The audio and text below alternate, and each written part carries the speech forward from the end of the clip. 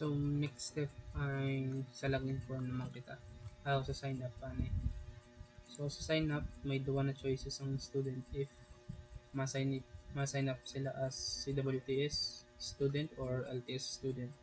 So, sa CWTS kita muna. So, add yan mga requirements na kailangang fill upan ng student para makahimusan in the account. So, may mga validation tayo dito. Kung nag-submit kita sa form na walang sulod, mga mag-error na siya. Ibig sabihin, hindi na magpapasa ng document. Then, yun siya, sa mga, sa full name, dapat minimum of 2 characters and above. Then, sa contact numbers naman, kailangan ay 11 digits siya. Pati din sa na emergency contact person, dapat ang iya contact number is 11 digits. Then, sa username, kailangan niya siya ay unique.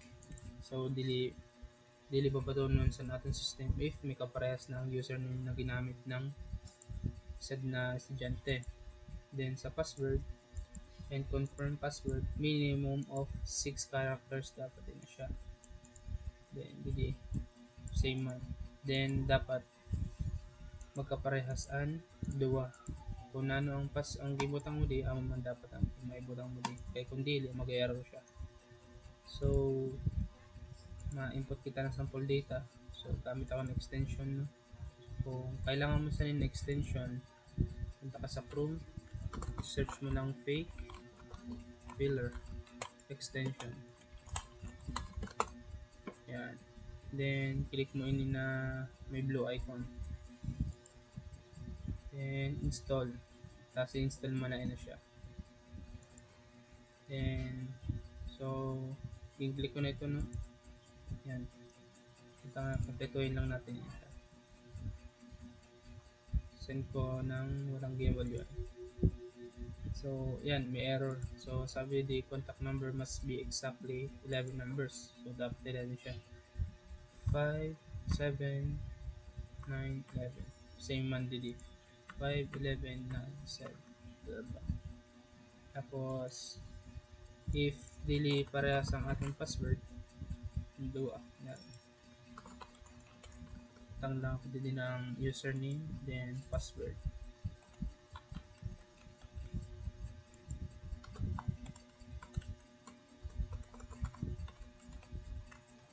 So, yan, dili sila parehas. Pag dili sila parehas, masabi ng system dapat match ang dua. So, prove natin kung tama. And then, submit. Once na successful ang creation ng account, ma-redirect sila dito sa student dashboard. Sa dito makikita ang the full name, then kung ano ang type students nila. Kunyari say WTS or LTS student.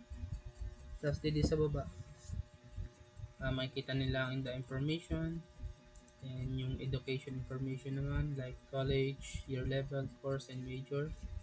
Then sa address, contact person, and grades. Dito makikita natin the grades. First semester, second semester, and remarks. Sa remarks, kung pass or failed.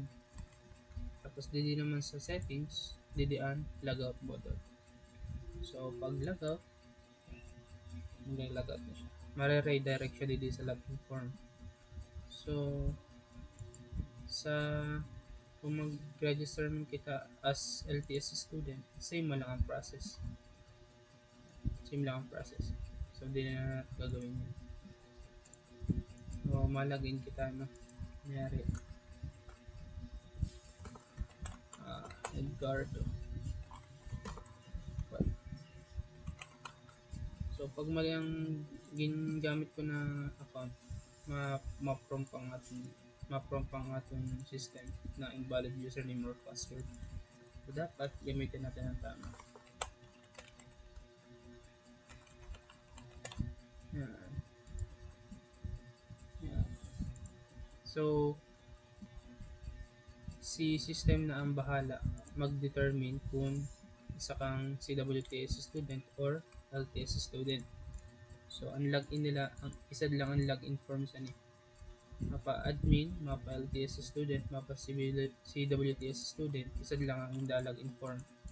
Si system na ang bahala kung saan sila i-redirect. Kung LTS student siya, mare-redirect siya sa LTS dashboard. Kung CWTS dashboard, CWTS students sila, then mare-redirect sila sa CWTS dashboard. Kung admin, sa admin dashboard naman sila mare-redirect. So, example, master 003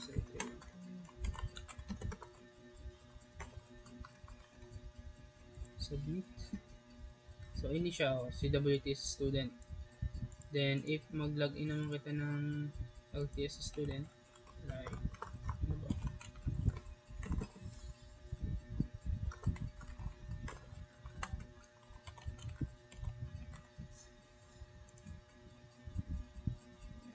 CWTS kaya ako.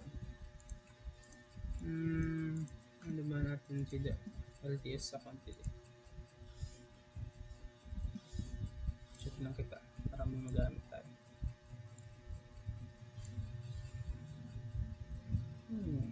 Sige, mag-create na lang muna kita sa LTS na ano na account.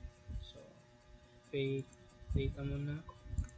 Then 57911 57911. Okay, click the date sa master 101. Master 101. Then submit. Yan, meron tayong account na LTS. So, pag ilagay natin to master 101, password master 101, automatically mare-redirect siya sa LTS na dashboard. Then, sa admin naman kita. Admin. Ang username and password sa ni ay admin. Then, admin 123. Dito sa dashboard, may makikita natin kung piraan CWTS student, kung piraan LTS student, at ang total number of students. So, combine ang duwa. Ano siya. Tapos, dito meron kitang 20 columns. Ayan, 20 columns. So, ini siya, may pagination nila siya para dili masyadong mahaba. So, 10 rows per ano lang siya, per page. So, ini siya ay 1, 2, 3, 4, 5, 6, 7, 8. So, 8 pa lang ini siya, kaya one page pa lang siya. If mag-exceed na siya sa 10, more than 10, then sa second page na siya and so on. Then, ini siya, pwede siyang i-collapse. Collapsible na siya. Pwede mo siyang i-hide like that. Yan. Then, dito sa dashboard, ininduwa, pwede mo siyang i-click. Pag in-click mo yun siya, mare-redirect ka sa CWTS na page. Click mo na siya, mapupunta ka sa CWTS na page. If click mo naman yun na LTS, mare-redirect ka naman sa LTS na page. So, sa students, ama siyang CWTS. Meron kitang CWTS at LTS. So, si admin, pwede siya mag-add ng students. Then, pwede man din siya mag-edit ng data ng student. And also, pwede din siya mag-delete ng student, of course. So, si admin lang ang pwede mag mag-update and delete ng information sa student. So, daily pwede ang student maka-access sa ERGSA na credential na ano. Tapos, dito sa aton sa CWTS, ano kita? Sa aton CWTS dashboard, meron kita dito yung search bar. So, once na mag-search kita na, kunwari, balan. Tanan na may balan sa in the full name, mas search. So, this time, isa din lang ang result. So, din pwede natin ma-view ang full information. Then, meron din yung education month.